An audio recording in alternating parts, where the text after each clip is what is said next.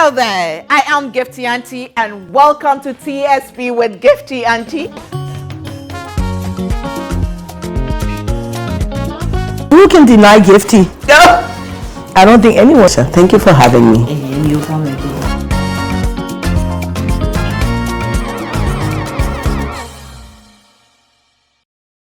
Hello there and welcome to TSP with Gifty Auntie, the first of the month of October. And what a way to start. What you'll find out later. You know, there are people in your lives, you get to meet them for the first time and you become like friends, like people you hit on, you talk about everything. She's a life coach expert. She's been, in the corporate world. She's been boss secretary. She's walked a journey. And I know just a little bit. I realized, we haven't captured the untold story of this amazing woman. In fact, today we are going to learn a bit more about her. And trust me, she will drop some nuggets that will help us finish the year 2024. The last quarter. So this is the first program for the last quarter. And who else to start with? But hey, before I introduce her, let me say thank you to Tie-Dye Yakwa for my tie and dye, my outfit, like a baby girl by Leran Collections. Thank you so much to them. Makeup products by Sigma Health and Beauty. Beautifully applied by The Global. Thank you so much to her. And then my bracelet and anklet by an earring by Twinny Crafts. Thank you. And of course, bold earring by Studio Accessories. Ladies and gentlemen, join me as we welcome the amazing, the phenomenal, she's blushing, I know, Catherine Engmann. Oh, good to see you. Finally to get you on the set. I know, right? I know somehow, do you realize sometimes I refer to you as Catherine Coleman? Really? Yes, I don't know why. But she was an American spiritualist. Exactly. Yes. So I take it. Receive it. We take a break. When we get back, I get to sit down and we have an amazing conversation with Catherine Engmann. If you haven't heard of her now yet, I'll be back.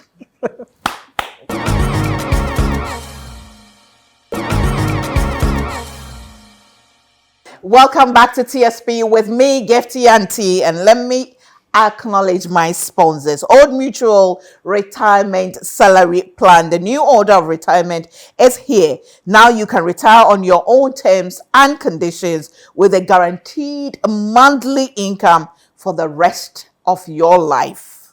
Simply invest a lump sum into the Old Mutual Retirement Salary Plan today and start receiving monthly income every single month for the perfect retirement that you seek. It's that easy. The best part is you get to enjoy added benefits every single year. It's an annual increase. Trust me, I'm a beneficiary. I am an investor. I have been receiving the alert every single month, so I can boldly talk about it.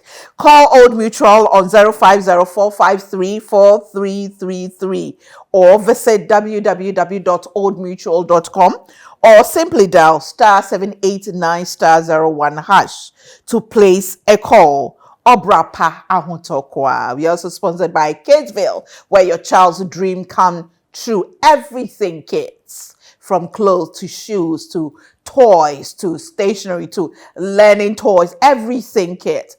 Under one roof, you will get it there. And they are on the Spinters Road, adjacent Noble House. Thank you so much. And of course, Vena Mineral Water, 100% mineral water.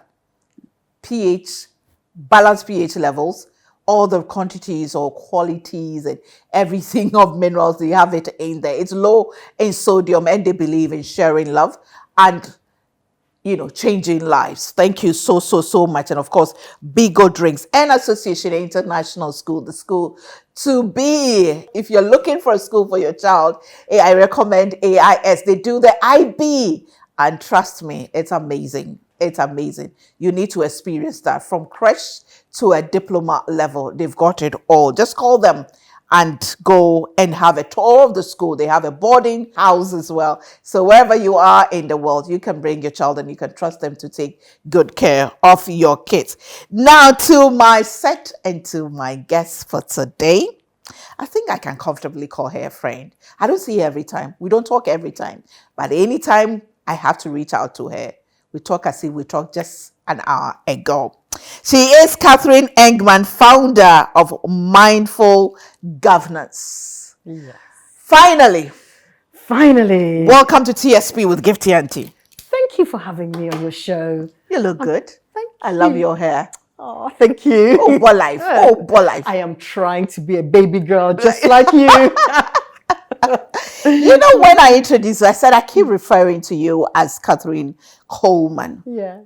Do you have a spiritual life? I do, actually. I do have a spiritual life. And actually, and I would say that I'm also a very spiritual person. So I have a spiritual life and I have yes. And one of my spiritual practices, I'm a Christian, and one of my spiritual practices is every morning I fill my heart up with love and I send it out to Ghana and to the world. And my affirmation is that when anybody meets me, that they'll feel love. So that's one of my spiritual practices. And how do you do that? Well, I imagine the light of God filling me up and filling up my heart, and then I send that light out to the world. Right. And one of the, I mean, at least what you took me through during, one of the coaching sessions. You know, I feel the form that also looks at my spiritual work. Yes, absolutely. Because it's very important, because we are not one thing. We're multidimensional, and we all know that our spiritual part of us is actually far greater than our physical part. We're just here in a body, but our spirits and our souls live on forever. We're going to go to heaven, right? So spiritual is very important. So you believe in heaven? I do. Yes, I do. And what role has your spiritual work played in your journey so far? I would say the biggest thing is intuition. And it's listening to that intuition. That's what I would say. And also, I told you about a bit of my struggles where at one point I actually got burnt out. So I'm not perfect. And in that season of my life, I would say that my spiritual life was actually lacking in the sense that I wasn't getting enough sleep. And so even just being able to pray, your mind is not free. You're just tired and your prayers are empty. Right. So back to your question about what role has spiritual played, in that when I'm more grounded, and when I use the word grounded, I'm meaning more working through my spirit, I feel stronger and I'm peace with yourself. I'm peace with myself, and things don't just bounce off me. So that's what I would say that What made you move back to Ghana? That one is a story. How much time do we have? Actually, how many days? My father had terminal prostate cancer. And I should go back one step. My mother is British and my father's Ghanaian. And back in the 80s, I went on to England. My father... So you grew up in Ghana? I grew up. I went to Achimota school up until Form 2. And then I went to all our prayers. Why? Because we are the bee's knees. Lord have mercy. I'm talking to Accra. It's okay. You know, it's today was the day. Okay, you take it. I gave it to you. Okay. So after Chimota, you went back to England? I went back to England, and my father attempted to live in England, but it didn't work out well for him. So he moved back to Ghana. Right. And he and my mother had this long distance weird relationship. So that's just setting the context. Right. And then in 2007, he developed prostate cancer. And in the year 2008, he got to the terminal stage. And at the time, I was visiting every 2 weeks, can you imagine, from England to take on the healthcare.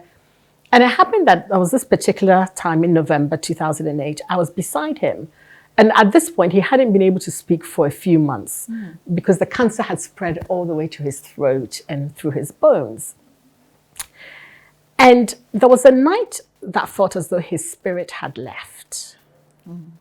And the next morning, though, he came to, and then he tapped me and he said to me, "They left me." So now he can speak. He hadn't been able to speak for a few months.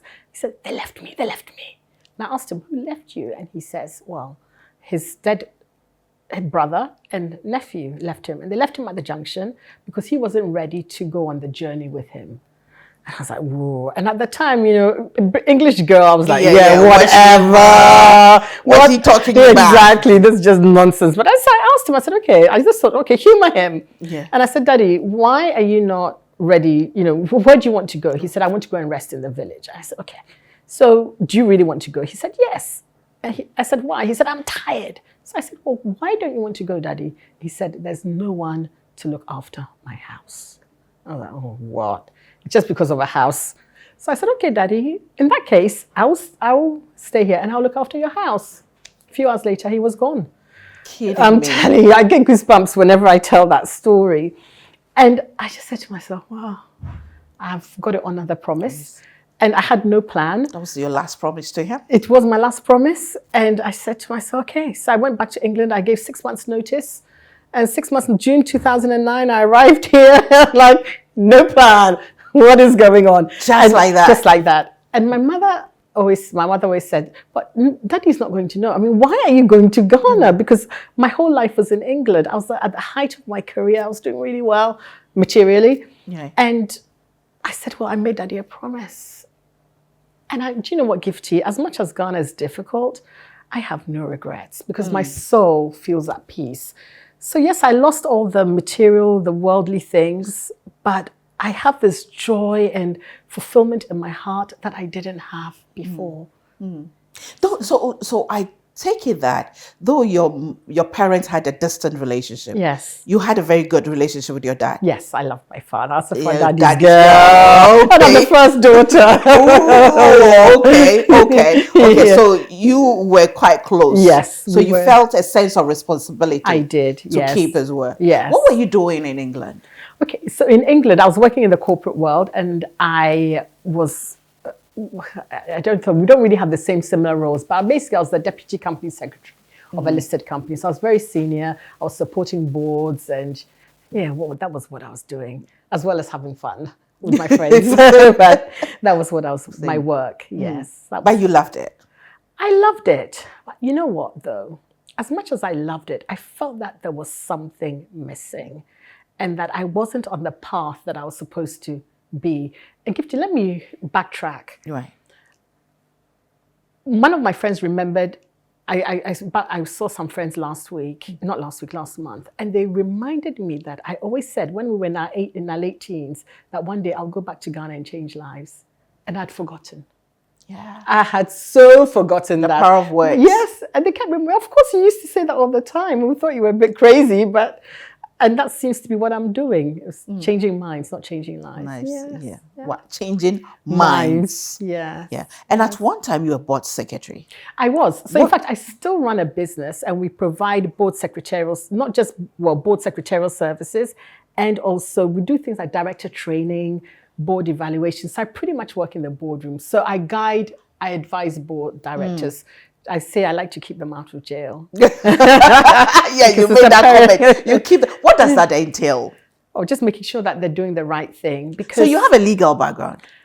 Great question. No, I do not. I am what we call a chartered governance professional.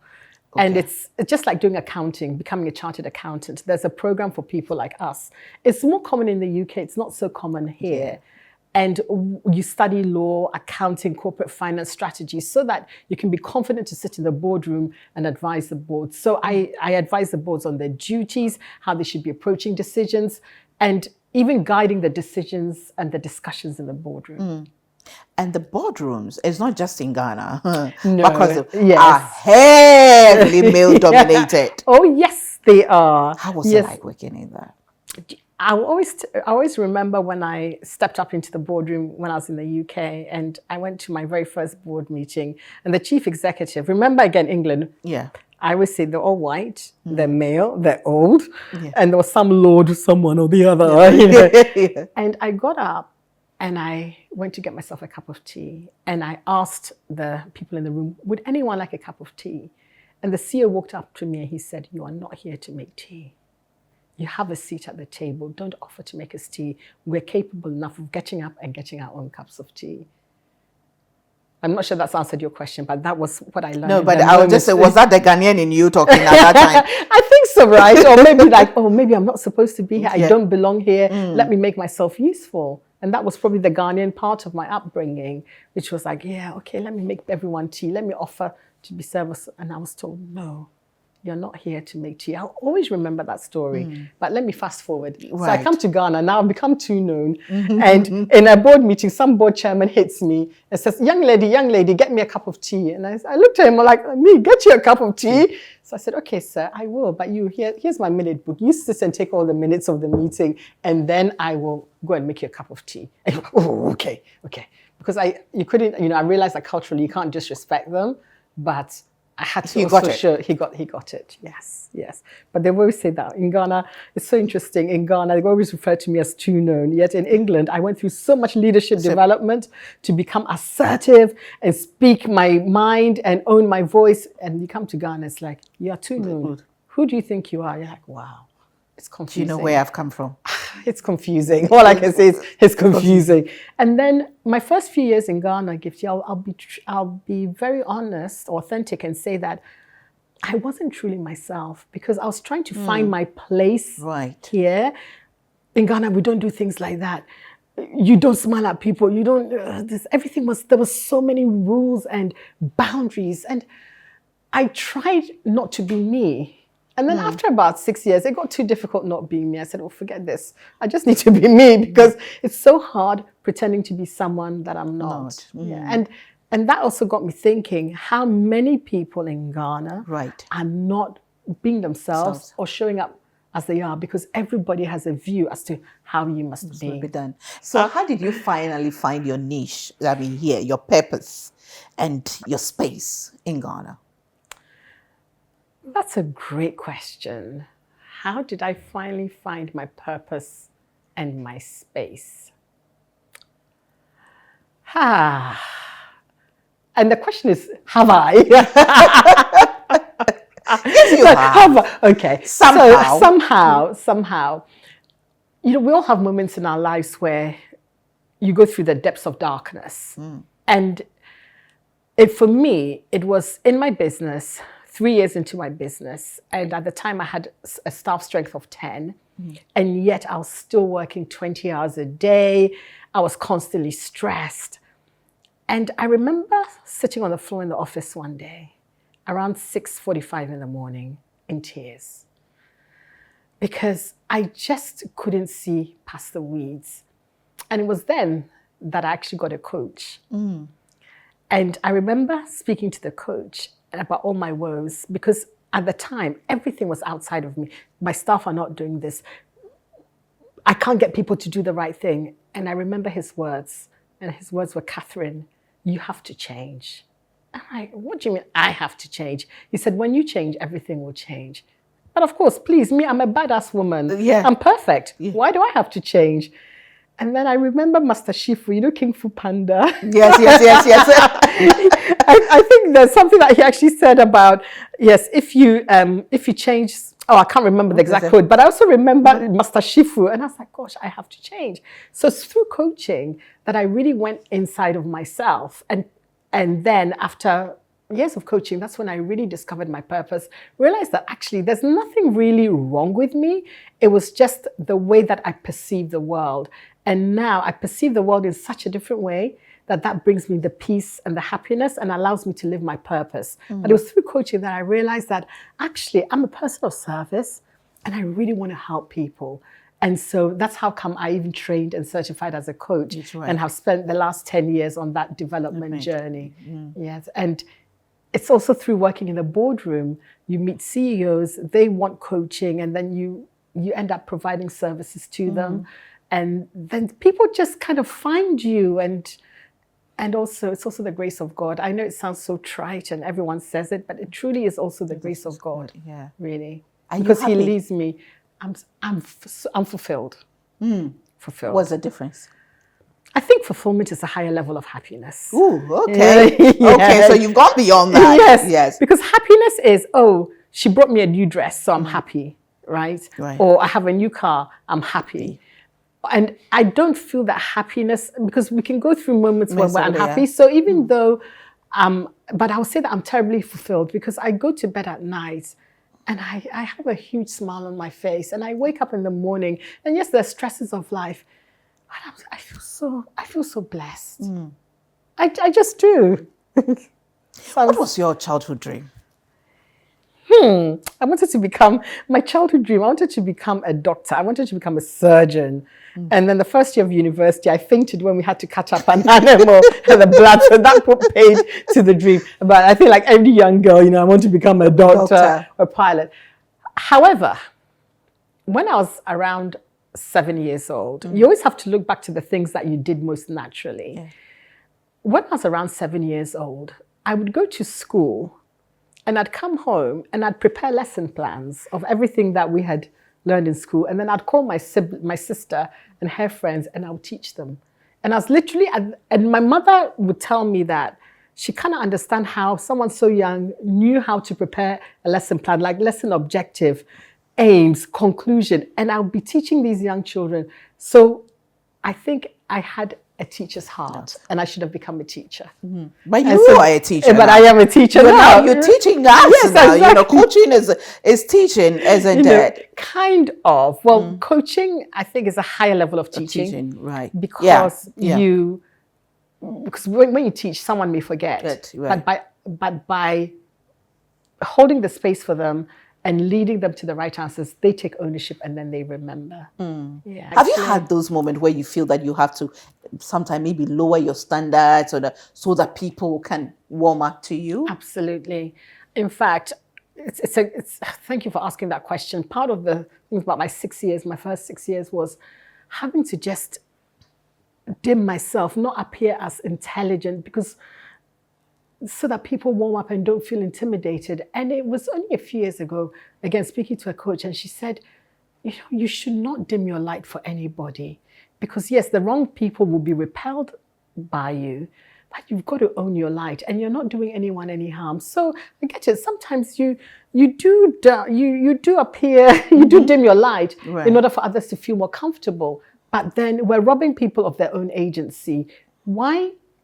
We should all be lighting each other up and making the world a brighter place. But if we're dimming ourselves down, then the world is going to get dimmer. So we'll find each of us light bringers, and I call you a light bringer, have to find each other so we can make the world a better place. Well, let me take a break. When we come back, we get into what she does. She lifts it and she does it. It's getting to the end of the year.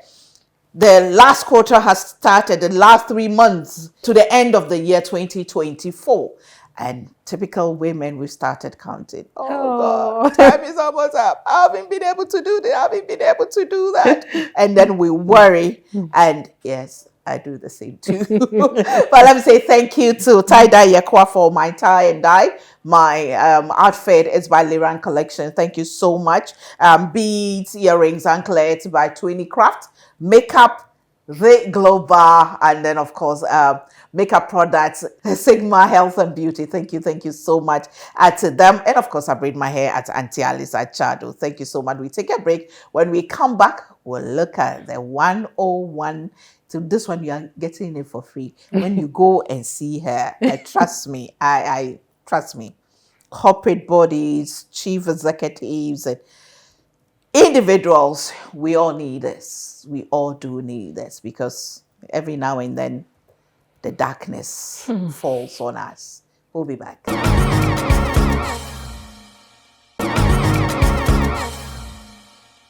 Welcome back to TSP with Gifty Auntie, and I'm having a conversation with Catherine Engmann, a certified life coach and a governance coach and expert. Yes, I'm putting more accolades into it. Well, let me say thank you to Old Mutual Retirement Plan. All you need to do is invest a lump sum and you enjoy your retirement in peace. A perfect retirement the way you want it. Every single month, you will receive an alert, a salary of a form that will help you cushion whatever you have. And it comes when you least expect, But what is exciting about it is that every single year, there's an increment. We're also grateful to Cageville, where your child's dreams do come true. Remember, this month of October, I'm releasing my first children book, which is the 8th book that I've released since 2019. I'm very excited about it. Don't forget, get your copies for your kids and please buy and give it to the kids in your life. The title, The Princess of Jazz, the story of the pink Maltese puppy. And it's not the story about just a princess and a dog. It goes beyond that. It goes beyond that. Both the mother, the father, and the child get to learn something, and the moral of the story will amaze you. And of course, I say thank you to Vena Mineral Water, Bigo Drinks, House of Food, Yep Cleaning Services, who make sure our environment is clean. We are grateful to E-Garden, that's Zen Garden, where we get our natural plants. We're so grateful to you. Al Cuisine, thank you. Thank you, thank you. And to Mrs. Oforipoko and the family, we are grateful. Now, Catherine, what's your greatest fear? Whoa, I wasn't expecting that. We all do fear of something. Wow, okay. What is my greatest fear? Okay.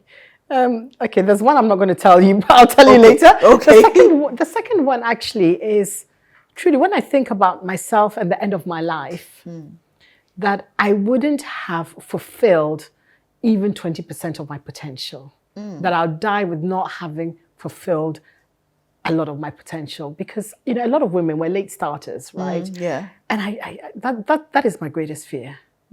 Yeah, and dying penniless. Let me say that too. Does being with your dad in the last moment, kind of scare you a bit? Okay, do you know what? I Seeing that you were the only one by him? I thought it was the most beautiful thing.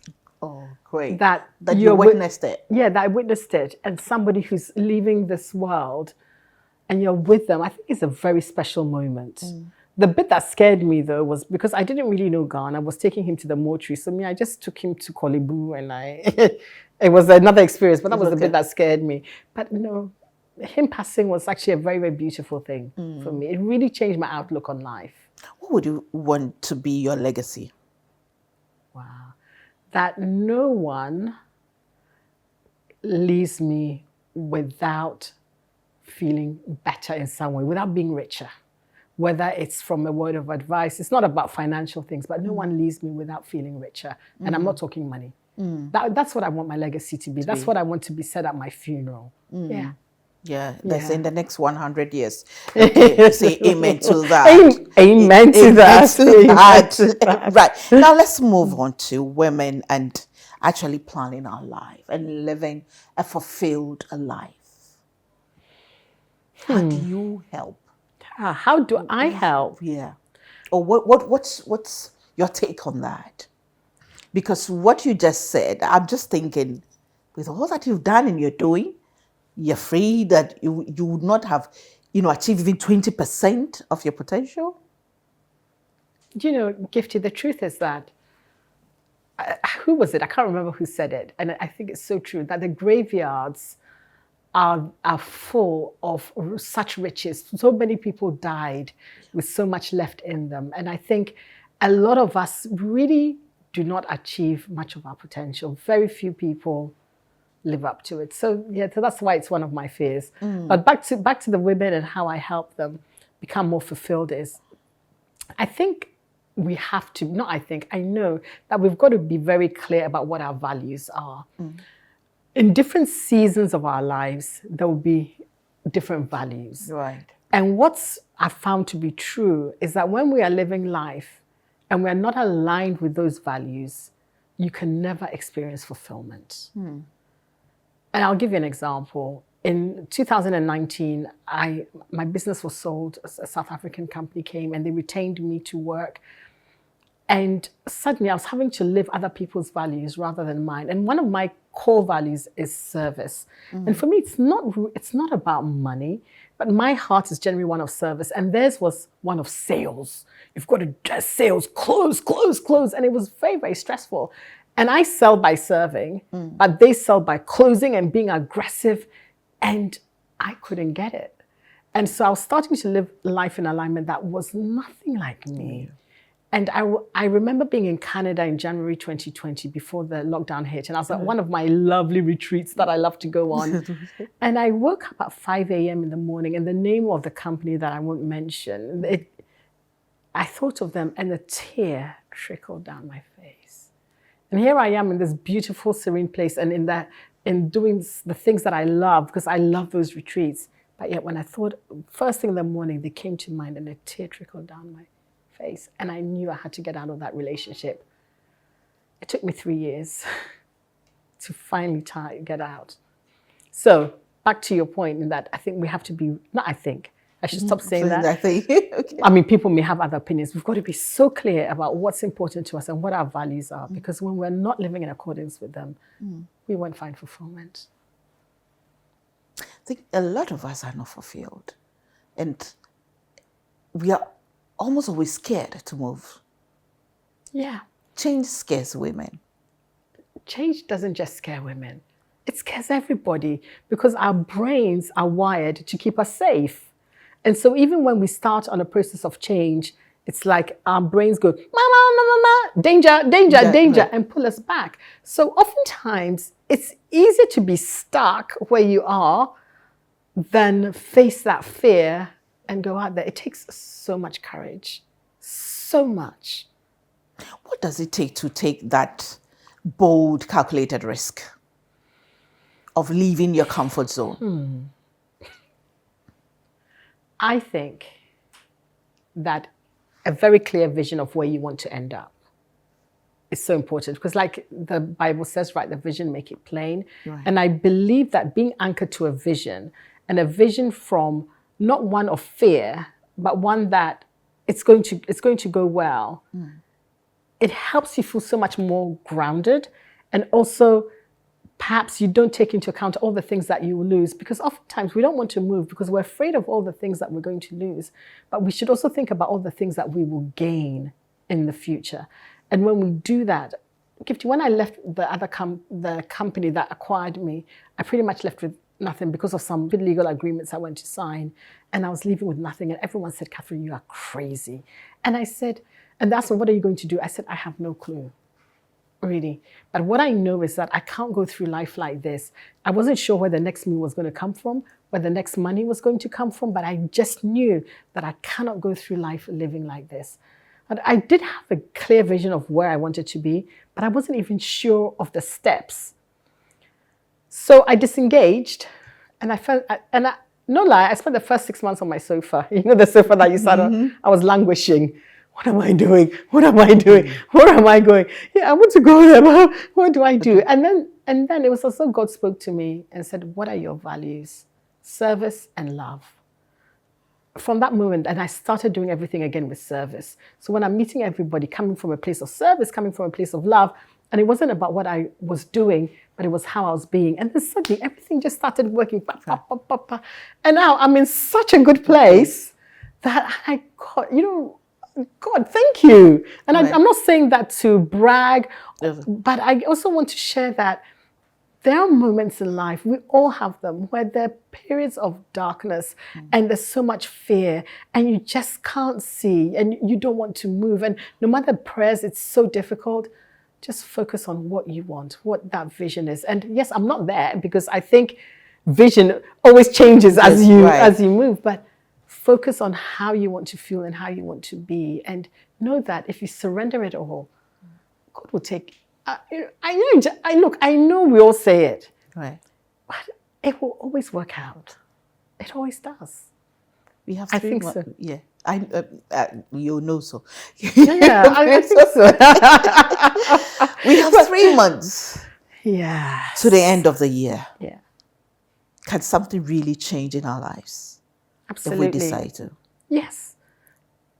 Change. What has time and space got to do? I don't believe in time and space. Change starts with a decision. And it starts the moment you decide, but you may not see the fruits for a while. So you can start to change, but you may not see the fruit of that change until maybe next year. Because just like we plant a seed, it takes a while to grow, right? We can't expect change to be instant. Right. but we can certainly make that decision. So it starts with the decision, and look, anything can change. And I don't want to sound like a motivational teacher or whatever, because I'm not. You know, I always say that if I hate when people say, "Oh, she's a motivational speaker." Oh no, that's no. That was it. Right? Sorry. I'm not referring to that. You know, it's like, no, because it's like things that have been said, but I've really, truly lived it. Right. And You're not saying it for the sake. Yeah, exactly. I've lived it. Yeah. Because I don't speak about anything. I always say, I put it this way, that you talk the walk. Yes. You don't walk the talk. Yes. You talk the walk because you've walked that path.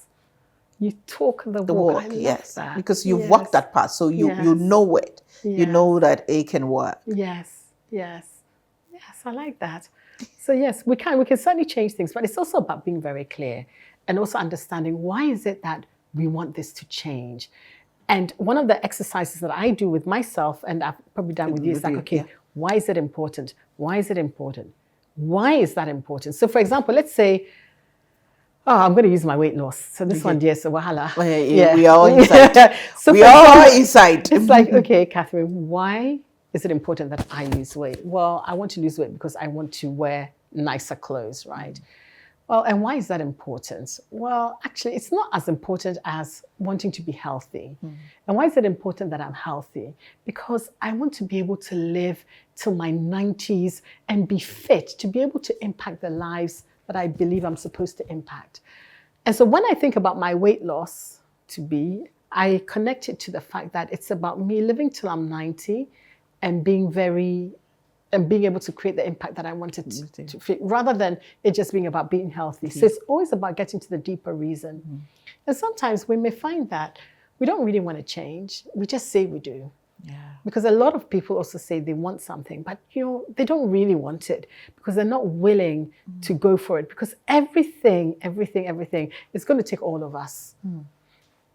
Do you think peer pressure has a limit? Is it only among the young?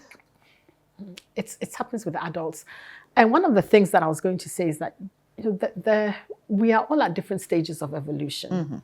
And have you ever heard of Maslow's hierarchy of needs, where he was some kind of psychologist? I don't know what they called them in those days, some kind of psychologist, but he developed this thing where he realized that we all had different needs at different periods of our life. And so at one point in your life, it's about survival needs. You need to find food, you need to find water. And until you have that, then you're not able to develop further and maybe focus on your self-esteem or your relationships. So it goes all the way to self-actualization. Right. So back to peer pressure.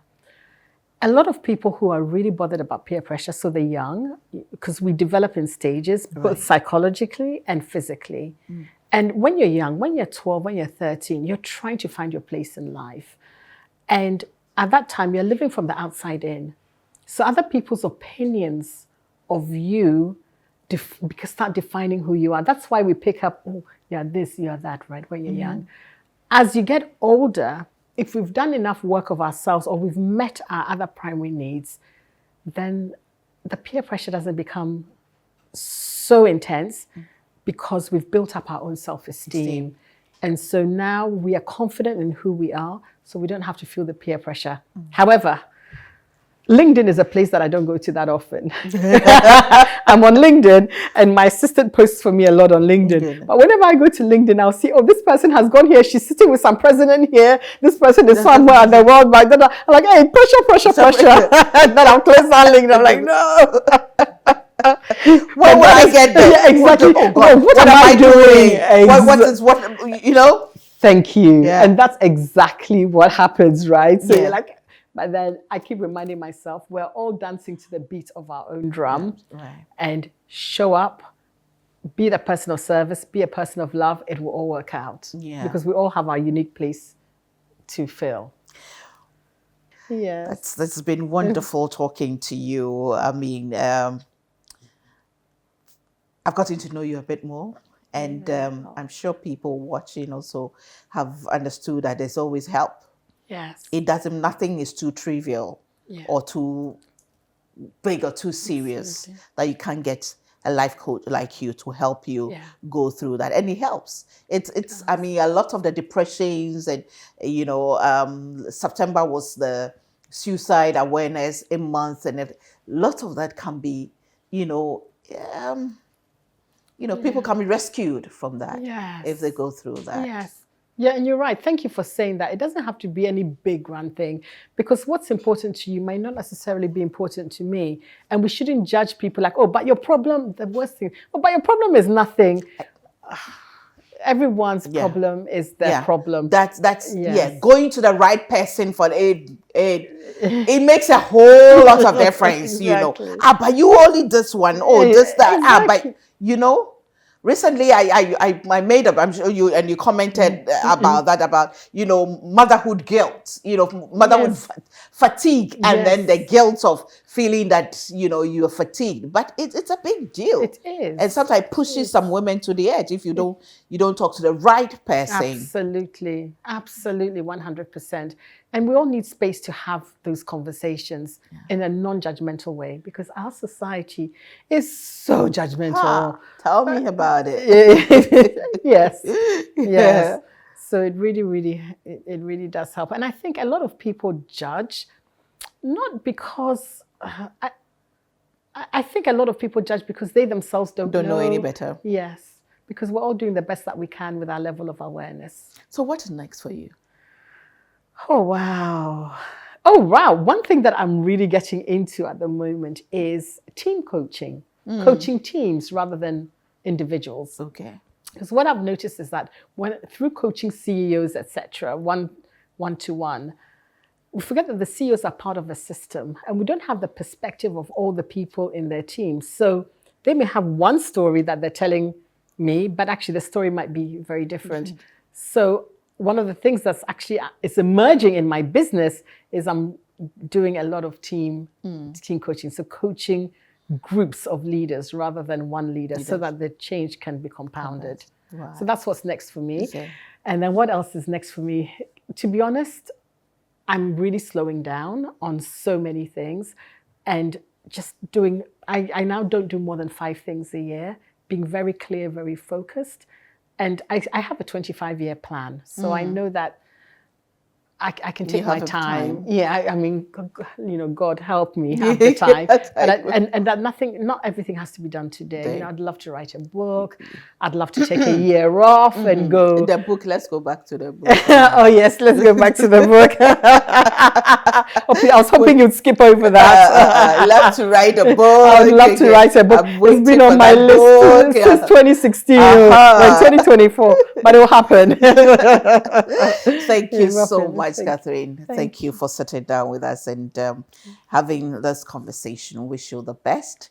And of course, those who want to contact you, will put the number on the screen, your details as well on how to reach you. And I know you train people to become coaches as well, to become certified coach. No, I mentor them. You mentor them. Okay, yes, you mentor. Yes, okay. I do. All right. And we also have in Ghana, we actually now have an International Coach Federation chapter. Okay. And so it was only launched earlier this year. And now there's so many certified coaches in good ethical practice that you can actually reach out to. So if anybody wants a coach, don't go for, this person, Madam Coach here. Make sure that they have the right training. And they're part of the International Coach Federation. They're certified. And they're certified, absolutely. Okay. And you'll get the best. And you'll get the best. You will. So I've been talking to Catherine Engmann, and we touched on a whole lot of things.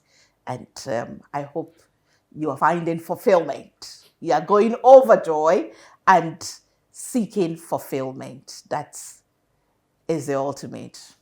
I got that. Outside everything, I got that thing, seeking fulfillment. I'll be back with a bit of me. Would you say it got worse when you went, actively into politics? Oh, yes, it did, because In corporate and in business, for me, I'm a tough woman. I'm a tough boardroom girl. So for me, what I do and I do really great is pitching and closing deals. That's me. So I'm just used in walking into a room, do a big pitch presentation, owning the room and closing my deal and getting out. And I've never faced a situation where when I go into a meeting, I don't go to a meeting as a woman. I go into the room as a person. I never felt I could work for myself. I always thought that I'm going to be a corporate girl. So I need to really get the master's scene, the experience and come to Ghana and be a big corporate woman. But then when I was pregnant with my son, I think that's when everything started hitting me and I was like, oh, I'm not sure about this 9 to 5 anymore. And then I started thinking about what I could do. And that's when the magazine idea started. Because I thought I can take it calmly. With the pregnancy, with the baby, and then work according to my own pace, and then also spend some time in London, in Ghana. That's the plan that I had. And then the magazine turned into events. One event turned to another one, and then to a production company. And now we're here. You recently contested. You went into politics. Yes. Okay, I didn't see that coming. but Not even myself, I didn't see that coming. How did that happen? I think if anybody told me like maybe 3-4 years ago that I will be doing that, I probably would say no. But God has his own way of making things happen in your life, and you just need to jump into it. So I've always, over 10 years, I've been championing women and leadership. And I've always been behind politics in a way, but I've never been forefront. I'm somebody that I'm always proud to see women in leadership, not just in corporate and business, but I also want to see that in governance.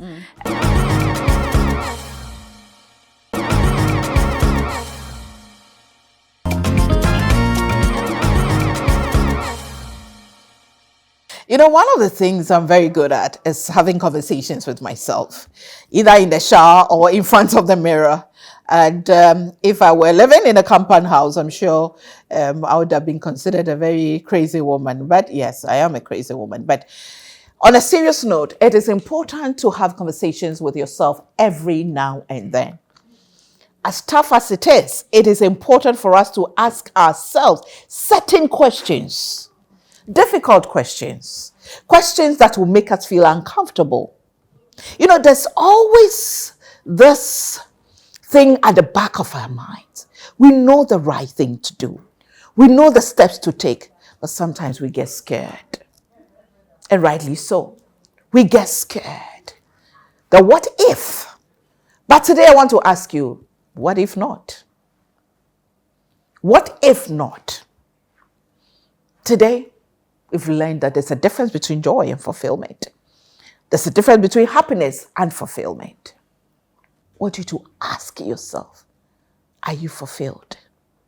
With the work that you do as a professional, are you fulfilled? As a mother, as a wife, as a husband, as an auntie, as a child, as a daughter, are you fulfilled? As a businesswoman, as an entrepreneur, are you fulfilled? Are you fulfilled? If yes, what is the next steps? What is the next move? You are not fulfilled. What are you going to do about it? Life is a race, but you run it at your own pace. Never forget this. I'm a woman with super crazy faith in God. I know God has got me covered, but I know he's also giving me wisdom. Remember, God will not do for you what he's giving you the strength, the wisdom, the grace, and the favor to do it. So go on, woman. Go on, sister. Go on, mama. And take that step. God has got you covered. Ego be. Thanks for watching. See you same time next week. Bye for now.